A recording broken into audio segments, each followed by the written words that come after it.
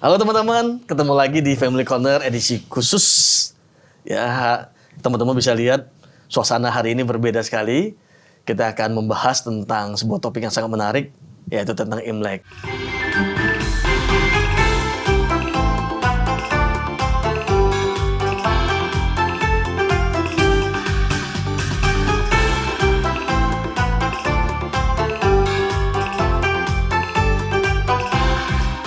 Nah, hari ini kita kedatangan narasumber yang luar biasa, Bapak Pendeta Timotius Fu.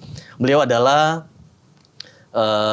gembala di GKI Puri. Selamat datang, Pak. Terima kasih Pak Seng Chuan. Ya. Nah, hari ini kita akan membahas tentang topik yang sangat menarik nih, Pak, tentang Imlek. Ya, kalau kita lihat, Pak, Imlek ini kan tradisi yang sudah dilakukan turun-temurun. Iya, betul. Ya, betul. Pak, ya. Saya lahir di Kota Medan. Kalau tidak salah Bapak dari Kalimantan Barat, ya Pak, ya. Betul. Nah, dari Pemangkat. Dari Pemangkat, betul, Pak. Nah, dari kecil kita sudah merayakan. Betul. Nah, mungkin bagi generasi yang lebih muda dan mungkin bagi teman-teman lebih muda kaum milenial mungkin bertanya-tanya, Pak. Sebenarnya Imlek itu apa sih dan maknanya apa dan kemudian seberapa penting Imlek itu untuk dilestarikan? Ada hal-hal apa yang sebenarnya bisa kita pelajari dari tradisi ini? Ini yang kita mau bahas nih, Pak. Nah, pertanyaan pertama nih, Pak. Jadi sebenarnya Imlek itu apa sih, Pak? Nah, itu, Pak. Ya, sebenarnya Imlek ya, atau lebih tepat kalau kita mau lengkap ya, di pertemuan ini kita sebut Imlek saja. Tapi sebenarnya kalau lengkap adalah Tahun Baru Imlek. Tahun Baru Imlek sebenarnya itu adalah pergantian musim. Ya, jadi nenek moyang kita, ya orang-orang Tionghoa yang ada di Tiongkok, mereka merayakan atau mengalami 4 musim. Ya, musim sebelum Imlek itu adalah musim salju, musim yang dingin. Kemudian Imlek itu datangnya musim semi. Ya, jadi Imlek sebenarnya adalah tahun baru. Ya, sama seperti kita kalender biasa, kalender dunia ada tanggal 1 Januari tahun baru, ya internasional. Tapi Imlek itu adalah tahun baru. Dari salju ke musim semi. Ya, dari salju ke musim semi. Makanya selalu ditandakan dengan bunga-bunga. Ya, bunga-bunga mulai mekar lagi. Sebelumnya katanya dunia itu seperti kuburan salju karena ditutupin salju, dingin, menyakitkan. Tapi setelah ganti musim, bunga-bunga mekar, dunia hidup lagi, makanya dirayakan. Sebenarnya itu adalah makna yang paling tahun baru, makna yang paling awal sebenarnya. Lalu kemudian mereka merayakannya. Ya, merayakan. Ya. Bersukacita karena berganti tahun ya, berganti musim tahun juga, Pak. Iya, jadi kalau namanya perayaan ya pasti banyak sekali hal-hal yang sukacita, pesta, makan, ucapan. Itulah yang melatar belakangi adanya Imlek ya. Kalau di Indonesia kan nggak ada salju nih, Pak. Jadi mungkin kita agak sulit memahami ya. Wah, senang dari salju menuju ke semi. Iya, betul. Kita tidak merasakan perbedaan bagaimana menderitanya di musim salju ke musim semi. Ya, kita sama aja. Kita cuma punya musim hujan, musim panas, nggak ada beda. Betul. Dua-duanya tidak terlalu beda jauh. Kita, ya. Lalu kenapa pada saat Imlek itu, tahun baru Imlek itu ada kata-kata Kyonghi, Kongsi Facai. Iya, betul. Lalu tangannya sambil dikepalkan begini, Pak, ya? Iya, Pak. Iya, betul. Nah, itu maknanya apa, Pak, kalau begitu? Iya, sebenarnya ketika kita memasuki satu permulaan, ya kita anggapkan tahun baru itu permulaan tahun, hari-hari yang baru di depan. Ya biasanya kita suka mengucapkannya ketika sesuatu yang baru, kita harapkan apa yang terjadi di depan itu baik, ya penuh berkat, ya hidup sehat, rezeki lancar, ya. Kata Kyunghi sebenarnya itu dari bahasa Mandarin kan kungsi. Kungsi itu sebenarnya kata umum. Kalau mau diterjemahkan literal secara umum itu adalah selamat sebenarnya. Selamat ya. Selamat memasuki tahun baru. Selamat. Lalu kenapa ditambah Fa Chai? Ya, itu kan sudah kayak slogan gitu ya. Kungsi Fa Chai. Kungsi Fa Chai itu artinya Fa itu besar, Chai itu harta melimpah. Iya, selamat merayakan tahun baru Imlek. semoga di tahun yang baru memasuki 1 tahun di depan, harta melimpah, hidup makmur, rezeki lancar. Saya kira itu ucapan yang umum kan? Ya, ucapan seperti itu. Lalu biasanya ada pasangannya kan, wan se rui. Ya, wan se rui itu artinya wan se itu segala sesuatu, rui itu seperti yang kita rencanakan. Nah, saya kira ada filosofi yang bagus di balik ini. Rui itu artinya kita punya perencanaan. Nah, ini sangat alkitabiah juga ya. Nah, cuma sekarang kita rencana, kalau kita orang Kristen, merencanakan dengan mengandalkan hikmat dari Tuhan dan bersandar kepada Tuhan. Tapi kalau orang yang ya di luar Tuhan, mungkin mereka berpikir mengandalkan kepintaran, mengandalkan relasi dan sebagainya. Jadi itu adalah ya seperti sesuatu yang sudah turun-temurun, disampaikan ada niat, ada doa, jadi kongsi. Nah, kalau ini ya ini adalah ciri khas orang Tionghoa ya jadi mengucapkan kongsi seperti ini. Sebenarnya ini adalah tanda hormat lah sepertinya. Tanda hormat, saling mengucapkan selamat. Dan ini sangat bagus masa pandemi karena tidak salam ya. Gak perlu salaman ya. Gak perlu salaman ya, gini selamat aman gitu. Jadi kata kongsi, facai itu berarti sebuah ungkapan bahwa saling mengatakan bahwa semoga semuanya berjalan dengan baik tahun depan. Iya betul, saling mengucapkan berkat sebenarnya. Mengucapkan berkat. Iya betul. Hal positif yang diucapkan ya. Iya betul, hal positif ya, karena memulai sesuatu ya saya kira secara umum orang berharap ketika memulai sesuatu dengan semangat baru, dengan mental baru, dengan harapan baru, dengan keinginan yang bagus. Nah, itulah ya tercakup. Lalu ada satu kata tambahan kan biasanya tadi Pak Tim mengatakan kong sifat cai wan serui. Satu lagi angpau nalai. Kong sifat cai angpau nalai. Ya. Nah, kan biasanya tradisinya pasti saya khusus bawa angpau nih Pak. Iya betul. Nah tahun ini kita akan ini ya, angpaunya kira-kira beginilah bentuknya. Nah, betul. Kenapa ada tradisi memberikan angpau ini, Pak? Dan maksudnya setelah mengucapkan selamat, kemudian ada angpau itu maknanya apa sih, Pak? Iya, betul. Sebenarnya banyak versinya ya, banyak versinya. Nah, versi yang agak kuno mengatakan, ya sebenarnya pada malam sebelum tahun baru, ya ada namanya Nien, ya si binatang buas yang datang yang mengunjungi rumah lalu akan membuat ya dapur makanan menjadi basi dan sebagainya, dan Nien ini takut kepada warna merah. Jadi dikasih merah si binatang buas itu akan lewat. Nah, cara kedua adalah selain dikasih warna merah, dikasih petasan. Gitu ya. Nah, setelah petasan si Niennya kaget lalu pergi. Nah, kemudian petasan itu sebenarnya bukan hanya menakutkan si Nien, tapi anak kecil jadi takut. Jadi anak kecil nangis, supaya berhenti nangis dikasih angpau. Itu versi pertama.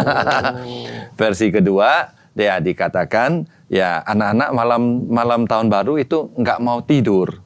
Nah, papa mama bilang, kamu tidur. Kalau kamu tidur, besok kalau kamu bangun, kamu buka itu selimut kamu, buka bantal kamu, di bawahnya ada angpau. Supaya itu cara untuk merayu anak untuk tidur.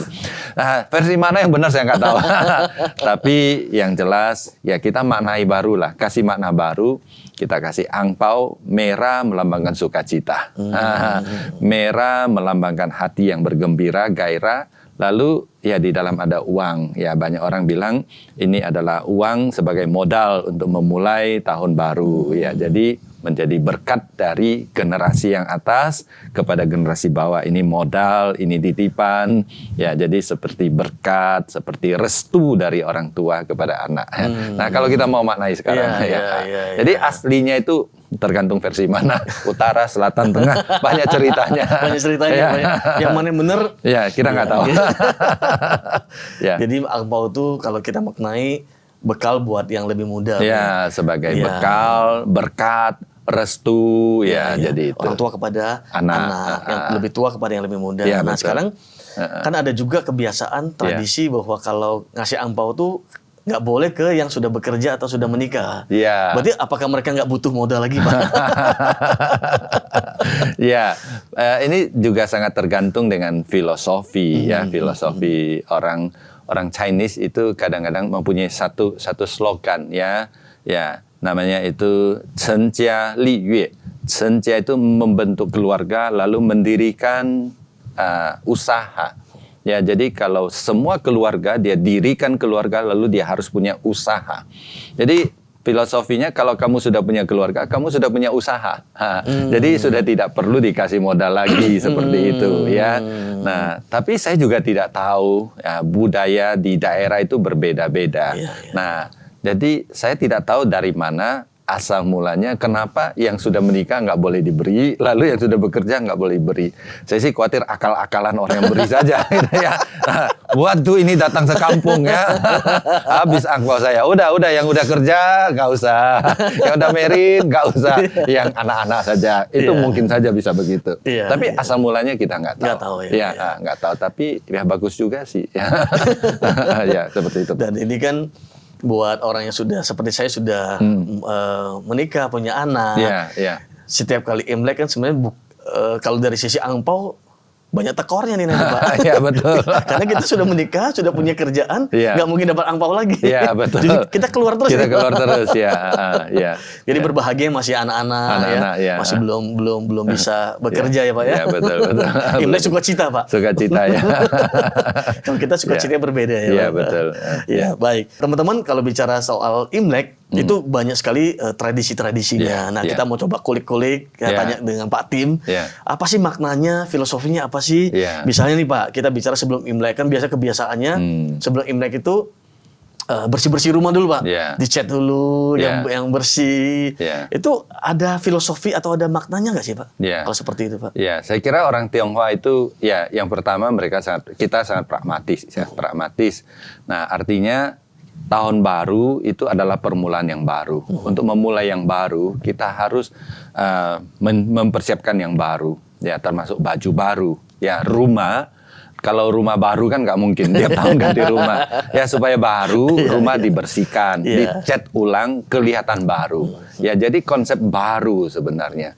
Ya, jadi tahun baru, rumah baru, ya kita pasti pakai baju baru, asal jangan punya pacar baru ya. Ya, baru itu artinya bagus. Ya, jadi memulai sesuatu yang baru. Sebenarnya itu filosofi itu. Kemudian ada juga ya dikaitkanlah. Kemudian cerita-cerita sebenarnya berkembang ya, misalnya. Nah, setelah tahun baru Imlek itu tidak boleh bersihkan rumah berapa lama seperti itu. Jadi mumpung sebelum masuk ke masa pantangan itu dia dibersihkan dulu gitu ya. Lalu saya kira makna pragmatisnya, ini Imlek kan banyak orang tamu mau datang. Kalau rumah 1 tahun nggak dibersihkan kotor, malu juga. Malu juga ya. Jadi itu kita lihat dari sisi pragmatis. Tapi dari sisi filosofis sebenarnya kepada sesuatu yang baru. Ya, baru. Jadi untuk jadikan baru ya dicat baru seperti itu. Semangat baru ya. Seperti keluar dari kuburan musim salju, masuk ke dalam dunia baru.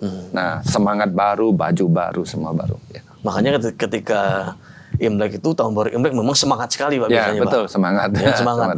Apalagi kalau masih zaman anak-anak, Pak, wah tuh semangat banget. Semangat cari angpau ya. Dapat baju baru. Iya, betul. Senang ya. Dihitung-hitung itu berapa hari lagi. Nanti kalau saya dapat angpau berapa, kira-kira mau beli apa saya ya, gitu. Betul. Ya. Nah, itu berarti itu sebelum Imlek, Pak. Nah, kalau malam sebelum Imlek, nah ini kan ada kebiasaan makan bareng di rumah. Kalau masih ada orang tua, biasanya kita kumpul di rumah orang tua, makan bareng, makan besar dengan keluarga. Atau kalau mungkin orang tua sudah tidak ada, mungkin yang tertua kita kumpul bareng, Pak. Betul. Ada makna apa, Pak? Kalau filosofi apa mungkin, Pak? Kalau makna tradisi ya yang saya baca adalah ya zaman dulu ya orang kan ya kerja, ada yang kerja di kota lain ya, kemudian di daerah lain ya. Zaman dulu transport kan susah. Ya, kalau sekarang tinggal beli pesawat ya gampang ya. Dulu perjalanan bisa berhari-hari ya. Jadi keluarga-keluarga biasanya cuma kumpul setahun sekali dan mereka punya target ya. supaya semua bisa kumpul, maka malam Imlek semua harus sampai. Semua harus sampai dan semua harus kumpul. Makanya itu sudah jadi tradisi, ya jangan sampai tidak kumpul, ya. Kemudian di daerah tertentu, ya, ada, ya, malam itu adalah malam makan onde-onde. Ya, orang Chinese juga punya onde-onde ya. Ya, dulu saya diberitahu, kalau kamu umur 10 makan 10 biji. Kasihan nenek saya umur 90 biji. Dulu kan kita begitu ya. Nah, jadi ada yang menceritakan seperti ini. Ya, jadi kumpul malam itu ada keluarga yang kurang mampu.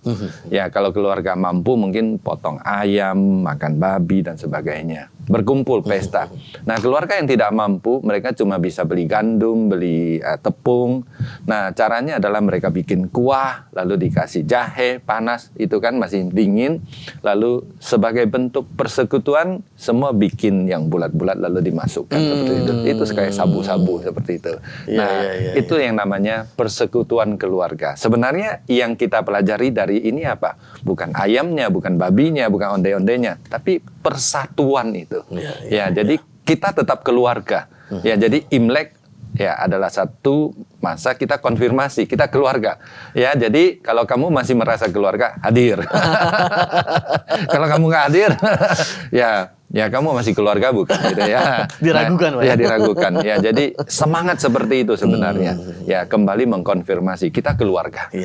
Jadi kumpul. Makanya bagi orang muda yang nggak ngerti, wah udahlah, capek lah, sibuk lah, macet lah, nggak usah datang. Tapi bagi orang tua, kalau dia masih pegang filosofi ini, kamu keluarga bukan? Kalau keluarga datang, ya sesusah apapun juga harus datang, karena ini simbol persatuan keluarga. Jadi kalau zaman dulu berarti karena mereka pergi kerja jauh, mereka kembali setahun sekali. Iya, betul. Ya, mungkin kalau sekarang ini kan mungkin ada yang anaknya tinggal satu kota dengan ibunya, dengan orang tuanya. Kalau pada saat sacapnya malam sebelum Imlek ini, ya udah sering ketemu ya, ya sudahlah gitu ya. Nah, berarti yang perlu diingat adalah ketemu dengan saudara-saudara yang lain juga yang mungkin jarang ketemu ya. Betul. Nah, lanjut ke makanan nih Pak. Makanan. Tadi kan Bapak sempat sebutin makanan nih Pak. Betul. Ini kan ada beberapa makanan hidangan yang kayaknya jadi rutin, wajib hukumnya. Betul. Ikan bandeng Pak. Nah, kemudian nanti juga pada saat hari H juga ada kue lapis legit. Kemudian ada buah jeruk. Nah ini teman-teman, ada buah jeruk ini wajib kalau umur Imlek ada buah jeruk ini nih. Kemudian ada kue keranjang Pak. Lalu mungkin juga ada kue mangkok dan ada manisan-manisan. Nah seperti ini teman-teman. Bisa lihat manisan-manisan. Nah itu kenapa Pak bisa muncul makanan-makanan seperti itu, filosofinya mungkin Pak Tim? Orang Chinese secara umum ya, orang Asia itu dikuasai satu filosofi mendasar. Ya, kalau disebut pakai istilah yang agak rumit, yaitu disebut dengan monisme yang dualistik. Monisme yang dualistik. Monisme itu satu sistem tertutup, tapi di dalamnya ada dualistik. Ada dua kekuatan yang saling mempengaruhi. Jadi satu sistem, tapi di dalamnya dua kekuatan saling mempengaruhi. Yang dilambangkan dengan yin yang warna hitam, tapi ujungnya ada putih. Warna putih, ujungnya ada hitam. Dua kekuatan itu saling ini. Kalau kita bisa hidup bahagia, maka dua kekuatan itu seimbang. Nah, itu bahagia. Nah, banyak hal keluar masuk, pagi siang. Itu kita itu kayaknya hidup ya dikuasai oleh keluar masuk. Pagi, siang, ya, malam, pagi, Kemudian hidup mati. Kemudian satu hal yaitu alam dunia orang hidup dan alam dunia orang mati itu satu kesatuan. Jadi kita mempengaruhi dunia orang hidup, kita mempengaruhi dunia orang mati, dunia orang mati juga mempengaruhi dunia orang hidup. Nah, ini yang membuat kita bisa memahami mengapa banyak orang yang masih belum percaya Tuhan Yesus masih sangat hormat dan sangat ingin menyembah kepada nenek moyang yang sudah meninggal. Karena mereka percaya kepada sistem seperti ini. Nah, masuk ke Imlek, orang-orang Tionghoa juga percaya bahwa apa yang kita ucapkan, apa yang kita lihat, apa yang kita lakukan itu sangat mempengaruhi, dalam tanda kutip, nasib kita. Nah, nasib itu di sini diterjemahkan menjadi kantong kita, kemakmuran, kesehatan dan panjang umur. Ya, makanya orang Tionghoa ya suka mengucapkan kalimat-kalimat bagus. Kemudian kenapa ada jeruk? Jeruk itu ci. Ya, nah ci itu adalah homofon ya, ta ci ta li ya, itu artinya homofon dengan apa? Dengan kalau ta ci ta li itu artinya makmur berkembang. Nah, makanya taruh di sini apalagi warna emas. Jadi makmur berkembang karena bunyinya sama. Kenapa ikan? Ya ikan ya yi itu juga berarti sisa. Iya, arti lain adalah sisa, artinya berkelebihan. Nah, nian nian yu yi, ya nian nian yu yi itu kan nian setiap setiap tahun kan, ya bersisa-sisa, ya, nah, sampai berlimpah-limpah, sampai nggak selesai, nggak habis-habis seperti itu, ya. Nah, kemudian makan ikan kenapa tidak boleh dibalik seperti itu ya. Nah, kalau dibalik itu bahasa Mandarin kalau balik itu kalau sudah terbalik itu artinya sudah bangkrut. Nah, nanti makan ikan dibalik bangkrut katanya. Sampai balik berarti udah bangkrut. Bangkrut nanti tahun ini kamu bangkrut seperti ini.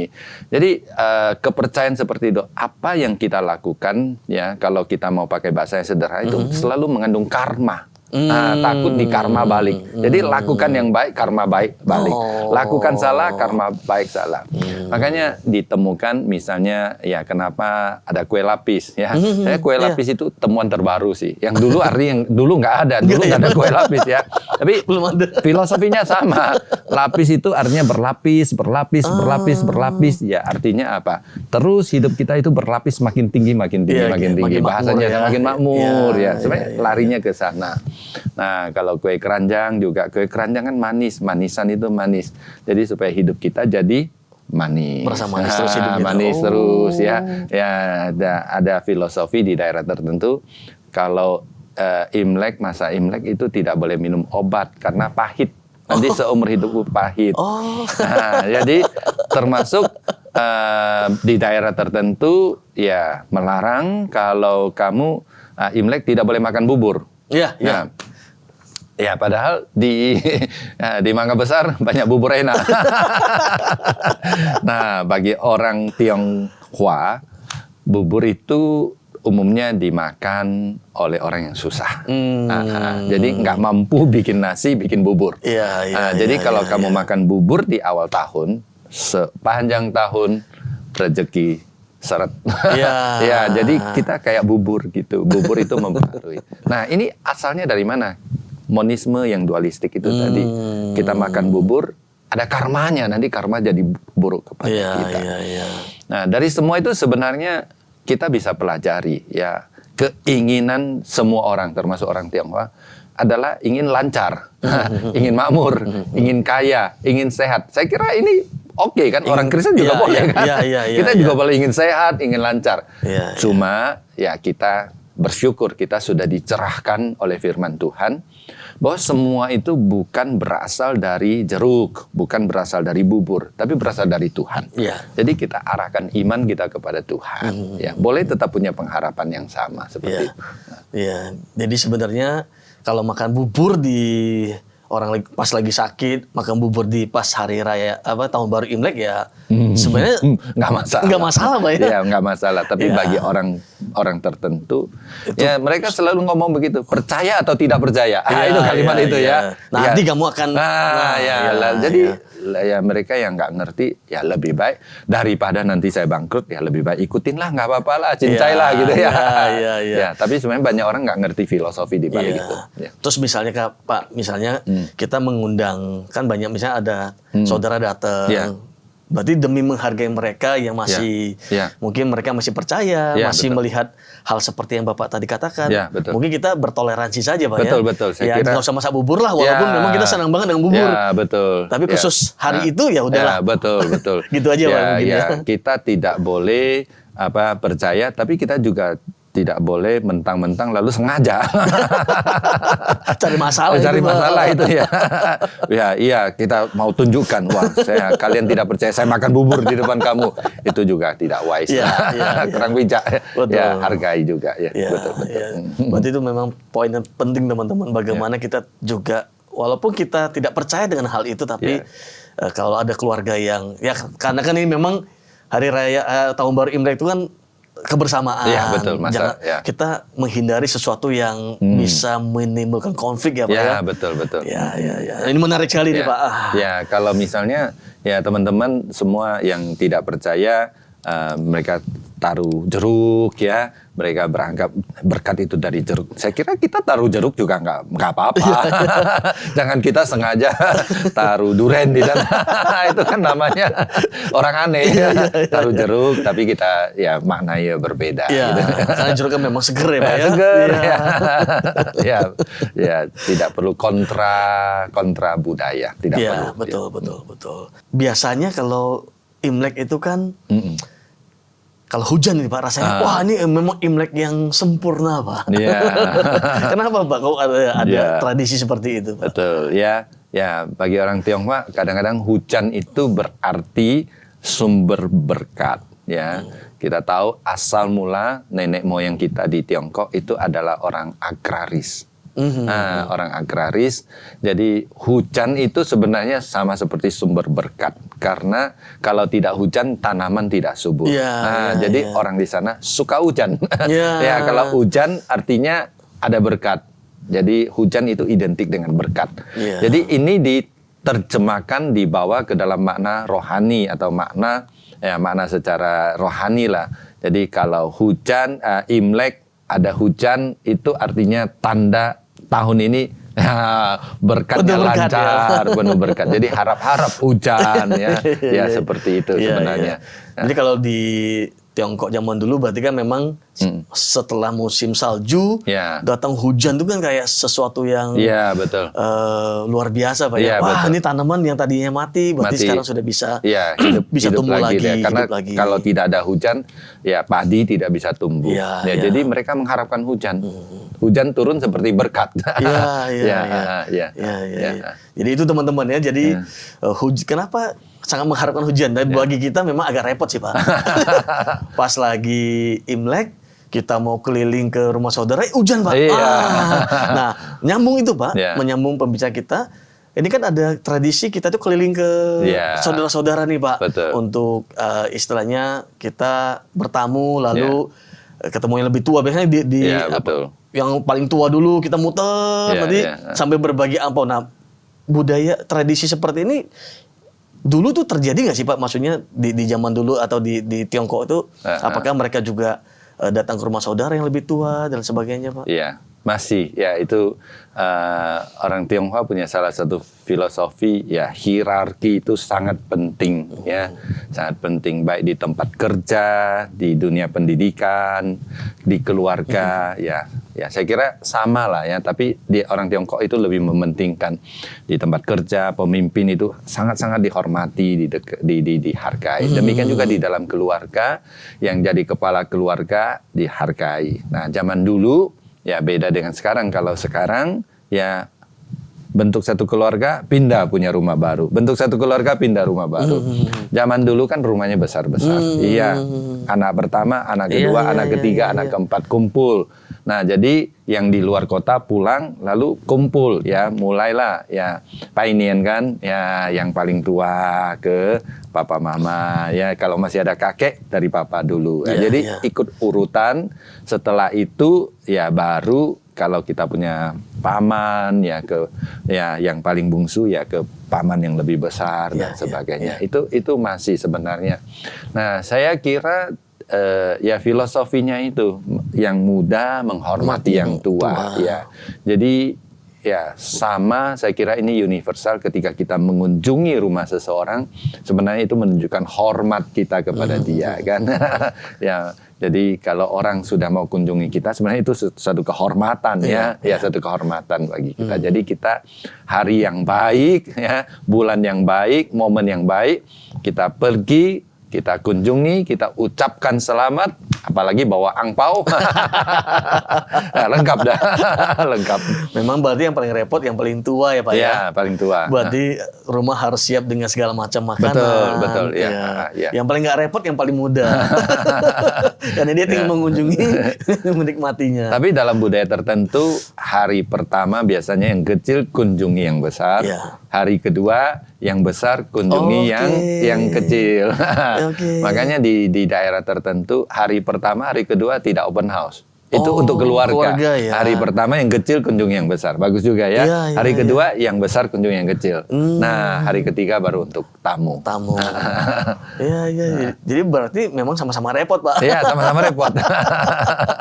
Bagus ya teman-teman ya kalau itu bisa kita lakukan karena bagaimanapun yang kecil menghormati yang tua, betul. Tapi yang tua pun sayang dengan yang kecil, jadi dia tetap gitu ya.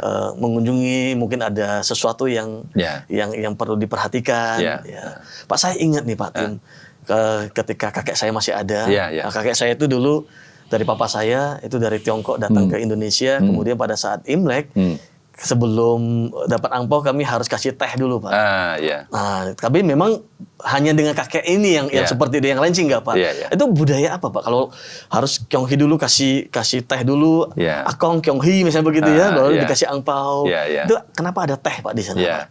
Ya, bagi orang Tionghoa minum teh itu adalah satu tanda kekeluargaan ya.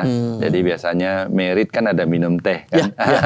Merit itu minum teh itu artinya kamu sudah secara resmi diterima menjadi anggota keluarga. Jadi sebelum minum teh itu belum resmi ya. Meskipun sudah diberkati di gereja, sudah catatan sipil itu secara legal. Tapi secara kekeluargaan hati sama-sama minum teh. Nah, itu sudah, itu artinya. Jadi ketika kita memberi, ya mungkin kakek sangat mengharapkan, ya sekali lagi konfirmasi antar teh kepada saya bahwa kamu mengakui kita masih keluarga.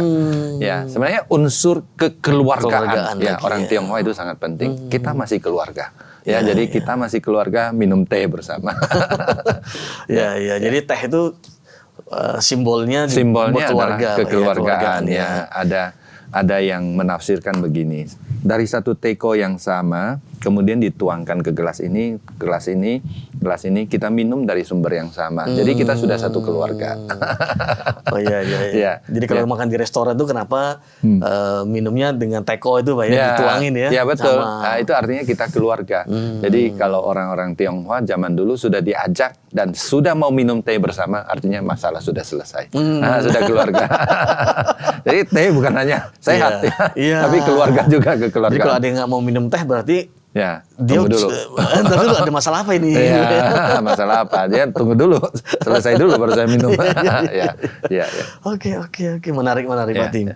Nah, ini kan kita sudah bahas tentang tradisi-tradisi yang ada betul. Pak. Nah, lalu dari semua yang ada ini kan tentu saja ada yang memang hal-hal positif yang kita bisa ambil Pak, value-nya yang kita bisa terapkan dalam hidup kita. Menurut Pak Tim apa saja Pak yang hal positif yang kita bisa ambil Pak dari tradisi ini? Betul. Ada banyak sih ya. Yang pertama saya kira hal yang terpenting adalah punya hati bersyukur. Punya hati bersyukur karena kita Imlek itu mengingatkan kita sudah 1 tahun Tuhan pimpin dan berkati. Banyak sekali berkat Tuhan, bersyukur. Itu kita turunkan ya, bersyukur. Yang kedua, sukacita. Jangan lupa bahagia. Jangan lupa bersukacita. Imlek itu adalah hari kita bersukacita. Lupakan semua masalah sebentar, bersukacita Tapi Imlek juga momen yang baik bagi kita untuk planning. Merencanakan. Sangat alkitabiah. Tuhan tidak ingin kita hidup tanpa tujuan, tanpa visi, tanpa misi. Sekali lagi kita pertajam visi, misi, dan sebagainya. Kemudian Imlek juga mengingatkan kita untuk bersandar kepada Tuhan. Kalau orang Tionghoa, biasanya Imlek itu dimulai dengan menyembah langit, menyembah bumi, dan sebagainya. Nah, kita sudah tahu bahwa berkat kita dari Tuhan yang menciptakan langit dan bumi. Imlek adalah momen yang baik bagi kita untuk mengingatkan asal muasal kita. Kita berasal dari Tuhan, bersandar kepada Tuhan.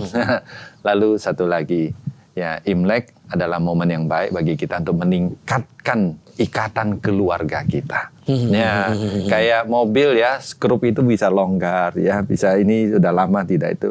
Ya, kita Imlek itu adalah seperti perekat. Mari kita kumpul kembali, perekat. Ketika kumpul kembali, ya sudah ada salah, lupakanlah. Ya, sudah ada salah, lupakan. Mari kita mulai sesuatu yang baru. Baju baru, rumah baru, ya, hati baru, masalah lama udah lupakan. Gitu, ya. Itu positif, banyak hal yang positif. Iya, betul Pak. Ya. Jadi sebagai orang Kristen pun, orang percaya, kita merayakan Imlek dengan sukacita, bersyukur, ya. Kalau masih ada masalah dengan, mungkin ada konflik dengan keluarga yang kita belum selesaikan, kita belajar mengampuni dan minta maaf kepada orang tersebut, ya. Karena bagaimanapun Imlek itu bukan cuma sebuah tradisi yang ya bagi-bagi angpau. Banyak filosofi di baliknya. Betul teman-teman. Jadi kalau kita lihat bahwa Imlek ini adalah sebuah tradisi yang memang turun-temurun sudah dilakukan, kadang-kadang kita kehilangan maknanya. Betul. Nah, kita mau mencoba memaknainya kembali, melihatnya dari sudut pandang yang kekinian, sebagai anak Tuhan juga kita melihat seperti apa. Oke, baik, kita sudah sampai di penghujung acara, Pak Tim. Ya, dan kita akan mengambil kesimpulan. Saya berikan kesempatan kepada Pak Tim, Pak. Boleh dikasih kepada teman-teman semua, apa sih Pak, mungkin saran atau pesan dari Pak Tim buat kami semua, Pak? Ya, makasih. Saya mau ucapkan selamat Hari Raya Imlek, selamat Tahun Baru Imlek kepada saudara-saudari yang merayakan. Ya, kita lahir selalu berada di dalam kerangka tradisi. Kita tidak bisa lepas dari tradisi. Kalau kita lahir sebagai orang Tionghoa, kita tidak bisa lari dari tradisi Imlek. Kita merayakan seperti tadi dengan nilai positif. Ya, tapi sebagai anak Tuhan kita juga harus percaya. Ya, kita harus menggarami dunia, kita harus menjadi terang di tengah dunia. Kita jadikan momen Imlek sebagai momen kita mewartakan Injil, ya. Orang-orang di hari Imlek mencari berkat. Nah, kita arahkan berkat sesungguhnya datang dari Tuhan. Orang-orang di Imlek mencari sehat. Kita tahu hidup kita di tangan Tuhan. Ya, momen Imlek juga momen yang baik bagi kita untuk mengabarkan Injil. Ya, demikian. Baik, terima kasih Pak Tim. Teman-teman, sekian dari Family Corner edisi Imlek. Kita akan tutup dengan doa. Saya persilakan Pak Tim. Ya, mari kita berdoa. Kami bersyukur dan berterima kasih Tuhan, Engkau Allah yang menguasai sejarah. Engkau Allah yang menciptakan manusia. Engkau juga Allah yang menciptakan musim. Kalau ada musim, 4 musim, ada perayaan Imlek, itu juga atas seizin Tuhan. Oleh sebab itu Tuhan, ajar kami sebagai anak-anak Tuhan untuk menghargai ini dengan memanfaatkan momen ini untuk menjadi sesuatu yang memuliakan nama Tuhan. Dan kami pakai ini menjadi berkat bagi sesama kami. Tuhan pimpin dan berkati kehidupan saudara-saudari kami yang mendengarkan siaran ini. Tuhan berkati kehidupan mereka. Berikan sukacita kepada mereka ketika merayakan Imlek. Berikan mereka hati yang bersandar terpaut erat kepada Tuhan ketika memulai 1 tahun yang baru. Supaya kami sungguh memuliakan nama Tuhan. Demi nama Tuhan Yesus kami berdoa. Amin.